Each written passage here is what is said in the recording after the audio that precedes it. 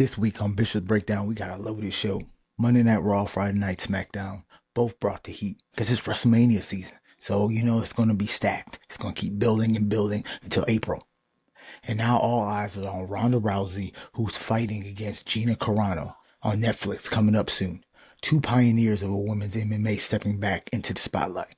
This one could be explosive. And then Mike Tyson, back in the news. But I'll tell you more on that later. But on the hardwood, it's a blue blood showdown. Got Michigan Wolverines. You got the Duke Blue Devils. And what does this game mean right now for the momentum, tournament hopes, and bragging rights? We also closing out Black History Month with another special, black athlete that changes not only the game, but the world around. And I got some personal thoughts to share on the legacy and influence of Jesse Jackson, what he meant to me and what he still represents, and why conversations around leadership and activism still matters today. So lock in, turn it up, tune in, and let's talk about it.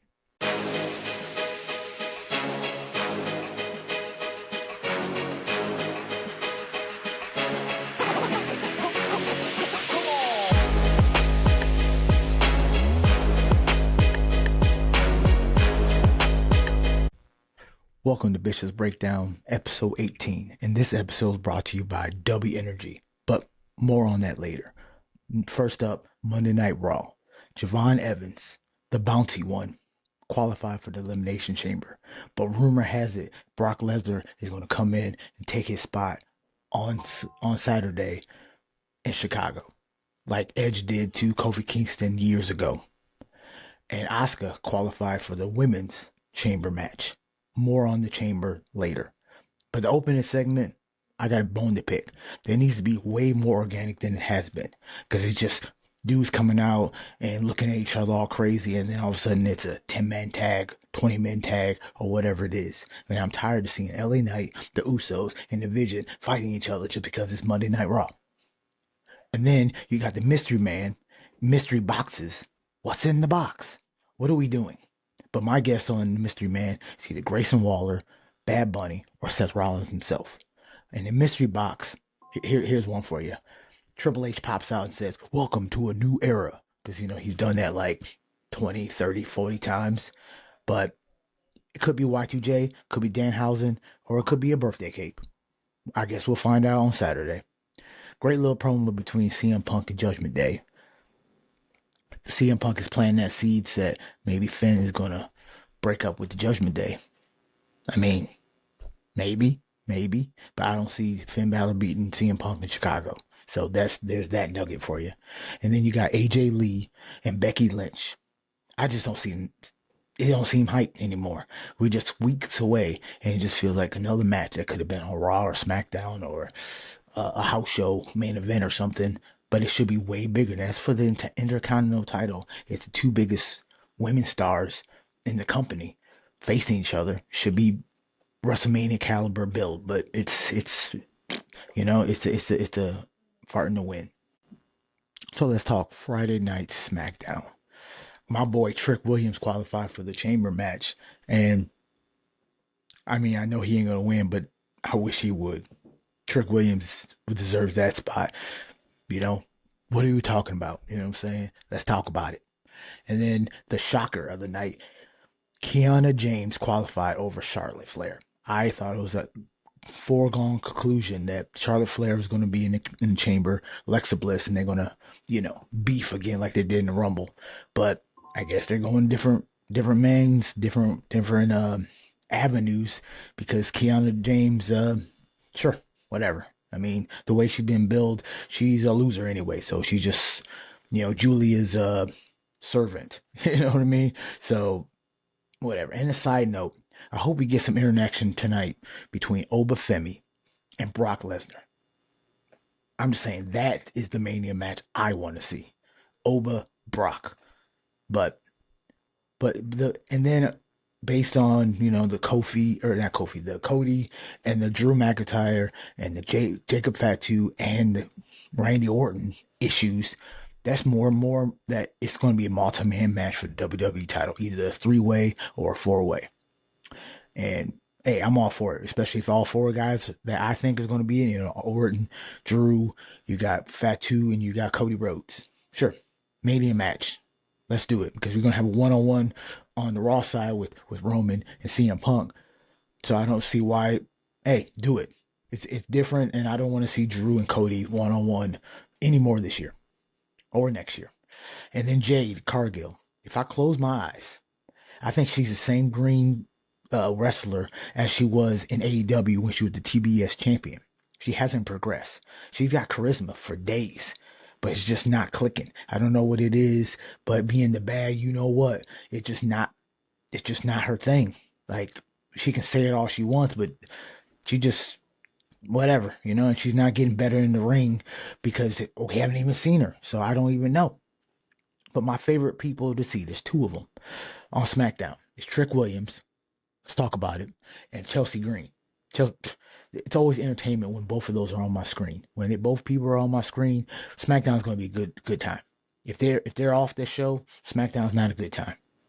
This episode is brought to you by W Energy, the clean energy drink mix built for gamers, creators, and grinders like us. No jitters, no crash, no artificial dyes, just smooth, long-lasting focus whenever I'm breaking down WWE storylines, debating NBA, or just recording late at night. It's zero sugars, packed with vitamins and nutrients, and it actually keeps you locked in without the shaky feeling. Head to w.gg and use code Bishop's Breakdown at checkout and save 10%. So level up your energy and let's get back to the breakdown. And thanks for supporting the show. So just for whenever, interesting things pop in, here's some MMA and boxing news. As I stated earlier, Ronda Rousey is having a comeback fight. She hasn't fought in 10 years versus Gina Carano. And you might remember that name. She was Angel Dust in the first Deadpool movie, and she was also Cara Dune in the Mandalorian show. And she hasn't fought for 17 years. So they have combined for 27 years of not fighting. I mean, pregnancy, having a baby, having a family, working in Hollywood. They just haven't fought in the octagon, and they're going to do it against each other on Netflix. So it's either going to be a train wreck or it's going to be a brutal fight because each woman needs this victory. So my pick is Gina Carano. And then Mike Tyson is I don't know why, but he's facing Floyd Money Mayweather. And the last fight Mike Tyson had was against Jake Paul. And the last fight that Money had was 10 years ago against Conor McGregor for his 50th win. It's the longest unbeaten streak in professional boxing. And he just been exhibitions ever since. But I don't know why. It's all about the money, obviously. But Mike Tyson, Floyd Mayweather, maybe 15, 20 years ago. But right now, who cares? I mean, I watch it if it's free. But who cares? Now off to college basketball. Number 1 Michigan took on number 3 Duke. Did it live up to the hype? Sorta. It was a good game. It was nail biter. It was everything you expected from the top teams in the nation. But the guards in Michigan was not doing it. They weren't shooting good at all. And because they were lacking, it kept them from going on their usual long runs of 15, 20, 30-point runs or the spurts during the games, which basically by then the game is out of hand and Michigan's going to win because they're going to coast to the victory. But it was kept getting close because they kept missing those open threes, like a lot of open threes. And Duke just played bully ball. Cameron Boozer is that guy. And Duke is known for having those guys, the Cooper Flags, the Zions. So, yeah, he's probably going to win Player of the Year. And I seen I think he was like 2 assists away from a triple-double. You don't really usually see that in the college ranks. But he was doing everything he could do to win that game. And they deserved to win. But that doesn't necessarily mean that the winner of this game is going to win national champion. I think Michigan's going to look at this. They're going to go to the drawing board and the blueprints and look and see we're going to do something different. We're going to give better opportunities for our guards to perform, drive more, and not rely on jump shots and threes. Because when you don't miss those, or when you are missing those, you're not performing. You're not going to be able to win these games, especially in March. This was a true test, and this will show them what they need to get to that next level. I'd rather them lose games in February than lose games in March, because that's when it truly matters. When you're in a tournament one and done, you got to win all those games. You can't take a day off. This is the time you could take the loss and learn from it. When you take a loss in March, you're gonna learn from it, but you're out, and you gotta wait till next year. Hey everyone, it's Bishop. I got something special for you today. On the next bonus episode, I'm breaking down the top 4 teams in college basketball, giving you my insider's take and predictions you won't hear anywhere else. Plus, I'll dive into Vince Russo and John Cena's AEW talk and why he's crazy. No fluff, just straight analysis. This episode is exclusive to my Patreon supporters. For just a few bucks a month, you got bonus episodes like this, exclusive merch, and even a chance to ask me questions directly on a live Q&A session. So if you want in, join the crew now. The link will be in the description, and I'd love to have you on board and make sure you never miss the inside scoop. So break that down. So here's the final Black History athlete of the month. Kofi Kingston. He proved that black champions were possible, but WWE proved they weren't committed to it. But that's another story for another time. He matters because he is the first African-born WWE champion. And his historical moment when he beat Daniel Bryan at WrestleMania and it dubbed it Kofi Mania. The New Day comes out there, Xavier Woods, Big E, tears in their eyes, celebrating Kofi Kingston because he deserved every second of that. And they usually don't give the black champions any big title.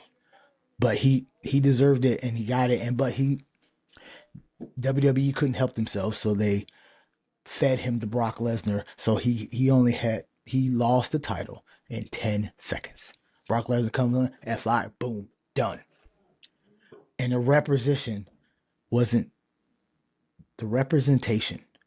without long-term investment, and that's what Kofi Kingston was, because he hasn't even sniffed the world title after that. But Kofi Mania was historic, and the aftermath showed how temporarily black excellence can be in wrestling. But they can be. Look at Oba, look at Trick Williams. The future looks bright, but WWE, please, don't feed them to Brock Lesnar and let them shine. You got the Carmelo Hayes too. Please let the black wrestlers shine. Because there's no point of letting them go and go to AEW and be strict swerve. So, please, Kofi Kingston was a start. He crawled so Oba and Carmelo and Trick could run. And I believe that. So let's talk about it. Jesse Jackson was not just a civil rights man, but he was a symbol of black excellence that I grew up watching. I wasn't old enough to see Martin Luther King, Malcolm X, and those people, but Jesse Jackson was Obama before Obama. He ran for president twice. He finished second to the guy that won the nomination of the Democratic Party, who in turn lost to George Bush. And he could have been the first black president because he was that guy. And I think he would have made a really good president, especially considering the 80s. That was the late 80s. But RIP to Jesse Jackson, and his influence is going to live forever because people are going to have a voice because of people like Jesse Jackson, Martin Luther King, and Malcolm X. Because without these men, without these great men, life wouldn't be like this. Life would have been just status quo. But he said no. And he tried to make his mark in everything he did. I always joke when someone says something racist, like, don't make me call Jesse Jackson, because he'll be right there in your face telling you no. And that's what's so great about Jesse Jackson. And with a heavy heart, I'm sorry to his family, and but he was a great man. He will always be remembered as a great man. As I winding this down, let's talk NBA. We got the NBA power ranking followed by the MVP watch list. The power ranking starts off like this. You got the Detroit Pistons. Detroit basketball. Hey, they're killing it. They're winning left, right, center. You know, they're showing dominance. And I don't care what any of the experts say.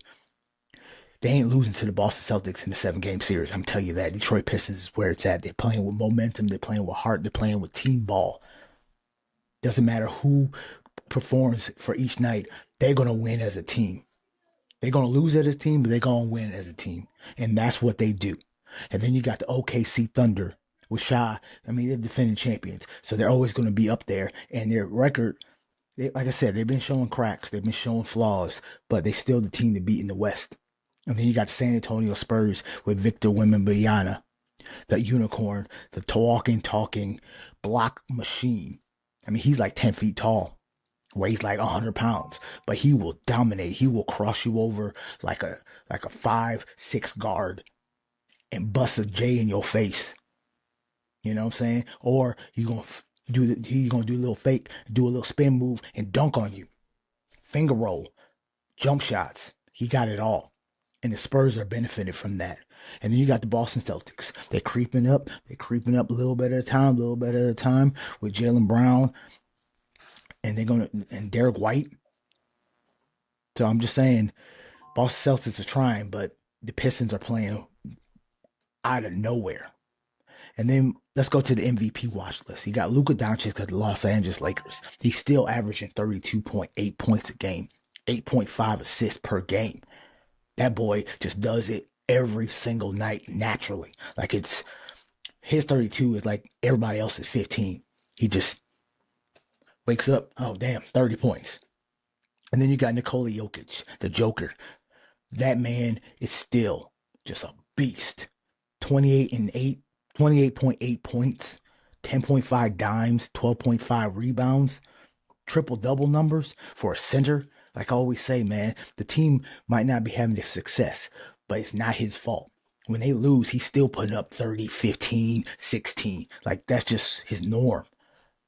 His team is letting him down, but it's not, like I said, it's not his fault. And that's why he's on the MVP watch list, because he is the most valuable player. If he wasn't on that team, they would get blown out in those games that they were close on because of him.